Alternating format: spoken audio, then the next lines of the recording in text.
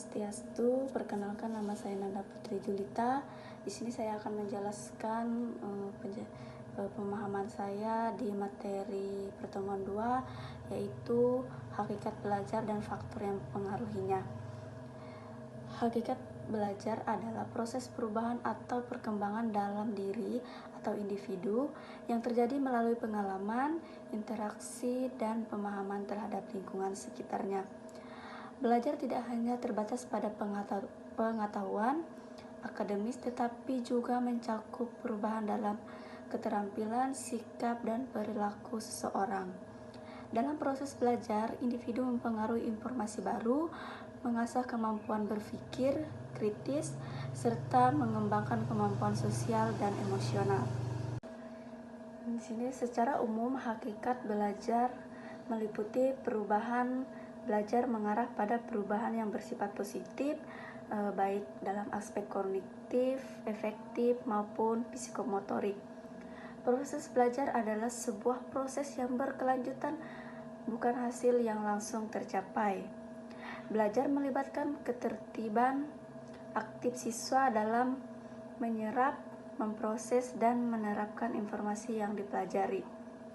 Belajar terjadi karena adanya interaksi antara individu dengan lingkungan fisik dan sosial. Belajar didorong oleh adanya motivasi untuk mencapai tujuan tertentu, baik itu dalam konteks pendidikan maupun kehidupan sehari-hari.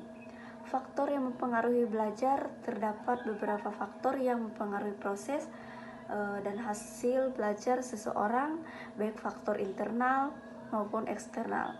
Faktor-faktor tersebut diantara lain adalah, di sini ada faktor internal dalam diri individu, kemampuan kognitif, kapasitas otak dalam memahami dan memproses informasi, mempengaruhi sejauh mana seseorang mendapat belajar dengan baik.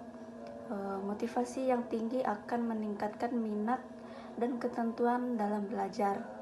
Ada dua jenis motivasi, yaitu motivasi intrinsik atau belajar karena minat atau kebutuhan pribadi, dan motivasi ekstrinsik, belajar untuk mencapai hadiah atau pengakuan. Yang kedua yaitu faktor eksternal atau dari luar individu, lingkungan keluarga, dukungan keluarga seperti perhatian, dorongan, dan pemberian fasilitas yang menandai. Sangat berperan dalam proses belajar anak. Keluarga mendukung dan mendorong untuk belajar lebih baik. Di sini ada tujuan hakikat belajar, yaitu adalah untuk mencapai pencerahan, perkembangan diri, dan meningkatkan kualitas hidup. Terima kasih. Sekian yang saya bisa sampaikan. Semoga demikian yang bisa saya jelaskan pemahaman saya di materi pertemuan 2. Saya ucapkan terima kasih.